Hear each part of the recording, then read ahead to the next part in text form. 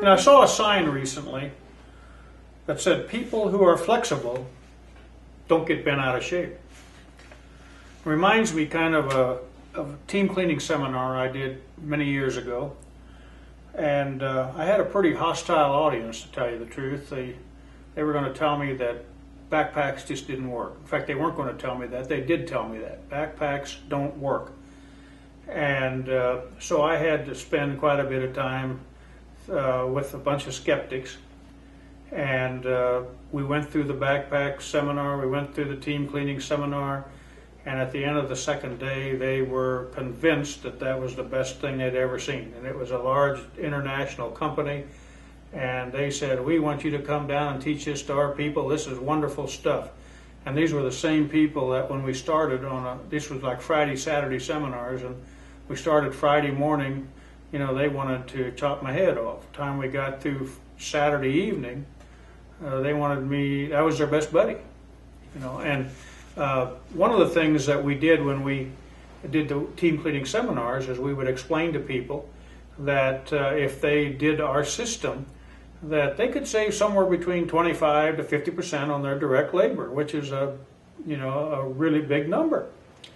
And I remember one gentleman particularly took issue with that, and he was really argumentative with me in front of everyone. And I finally just, you know, in the best way that I could, I said, why don't we talk about this during the break?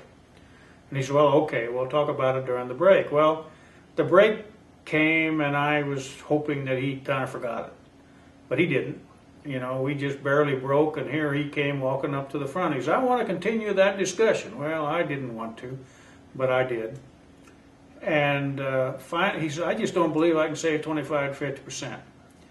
And finally, I said to the gentleman, I said, well, what number do you think would be an accurate number that you might be able to save? And he said, well, I think I could save 10%. And I said, well, let me ask you this. How much is your payroll at a year's time? And he said, well, it's about $500,000. And I said, okay, so if you have a $500,000 a year payroll and you can save 10% of that, that's $50,000. Don't you think that for $50,000 per year, if you never grow or lose any business, that would be worth implementing a team cleaning system? He said, I never thought of it that way. And I said, well, use whatever number you want to use. So that taught me early on, too, is to, when I did those seminars, that let them pick their own number. We knew what the number was, but let them pick their own number, because it was going to be a real big number either way. So, anyway, going to one of those seminars one time, we were having an open forum discussion, and one of the participants said, one of the things we've been doing is vacuuming our tile floors with a backpack vacuum. And I'm their leader. See, I'm supposed to know everything that's going on. I said, you can't do that. And the gentleman who was assisting me said, you can't do that. And so we knew better. And of course, what happens is this gentleman says it, and about 3 or 4 other people say the same thing. They say, we've been doing that. So anyway, I thought, well, there may be some merit to this. I'm supposed to be the all-knowing soothsayer on this stuff, and, I haven't picked up on that. Well, I go home and the next week, and I talk to my director of operations, or my chief operations officer, and I said, Craig, one of the things that they were telling me at the team cleaning seminar this past weekend was that they're using the vacuum cleaner to dust mop tile floors. And I said, I told them it didn't work, but they're insistent. You might want to try it. He looked at me with kind of a childish grin, and he said, Dick, I've been doing it for 2 years. And here was a guy that was traveling around the country talking about it, but didn't even know that it was happening in his own organization. So it happened.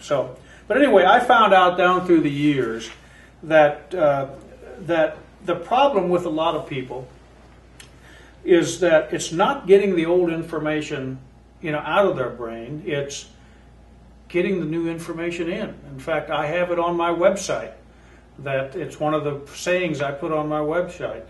Website is the problem with people is not getting old information out of their brain; is getting new information in. And think about it. How about you? Are you bent out of shape and having trouble getting new information in because you've got all the old information that you won't get out of your brain? So, are you willing to listen to new ideas? And are you willing to listen to new ideas, especially when those new ideas may be coming from someone half your age?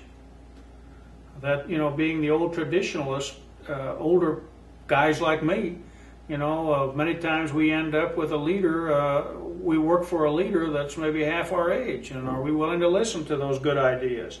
You see, if you will listen and observe and take the advice and put the new information in your brain and get the old information out, I'm going to suggest to you that you're not going to get bent out of shape.